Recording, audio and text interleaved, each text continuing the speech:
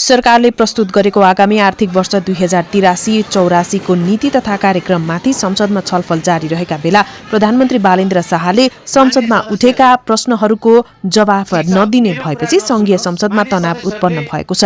प्रधानमन्त्री शाहले संसदमा आफ्नो धारणा सार्वजनिक नगरेको र उपस्थित नै नभएपछि राष्ट्रपतिद्वारा नीति तथा कार्यक्रम प्रस्तुत भइरहँदा संसद भवनबाट बाहिरिएको जस्ता विषयलाई लिएर सत्तापक्ष र विपक्षी बीच तीव्र विवाद चर्किएको हो। विपक्षी दलहरूले प्रधानमन्त्रीको व्यवहारलाई संसद र लोकतान्त्रिक अभ्यासमाथिको अपमान भन्दै संसद अवरोध गरेका छन्। प्रतिनिधि सभा बैठकमा विपक्षी सांसदहरूले प्रधानमन्त्रीको जवाफ माग गर्दै नाराबाजी गरेका थिए। केही सांसदहरूले प्रधानमन्त्री बालेन्द्र शाहको राजीनामा समेत माग गरेका छन्।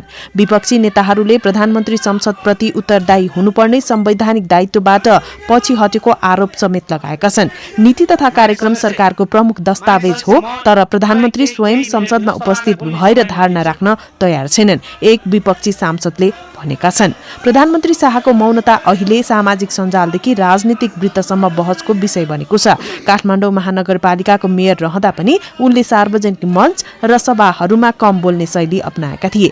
मेयरका रूपमा 3 वर्ष बिताउँदा धेरैजसो कार्यक्रममा मौन बस्ने उनको शैली प्रधानमन्त्री बनेपछि पनि जारी रहेको भन्दै आलोचना भइरहेको छ। विशेष गरी राष्ट्रपतिद्वारा नीति तथा कार्यक्रम प्रस्तुत भइरहँदा प्रधानमन्त्री संसद हलबाट बाहिरिएको घटनालाई विपक्षीले गम्भीर रूपमा उठाएका छन्।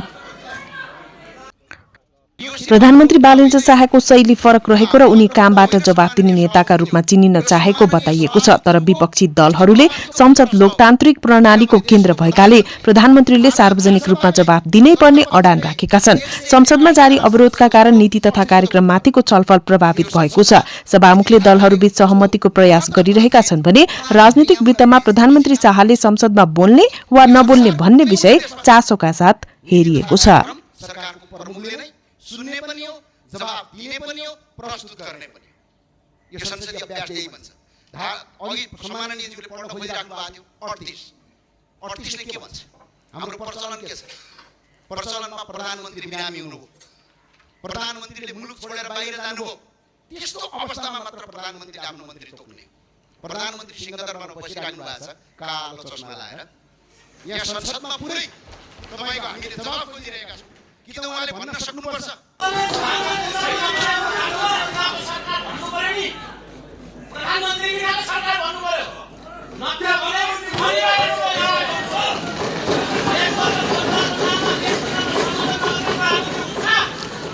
मान्य सदस्यहरू सभामुखले केही भन्न मिल्छ? मान्य सदस्यहरू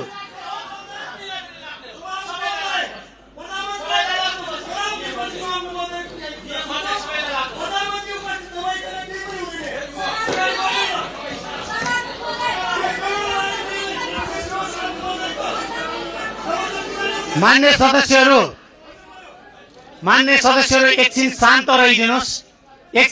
रहिदिनुहोस्, केही कुरा सुनिदिनुहोस्, त्यसपछि म तपाईहरुलाई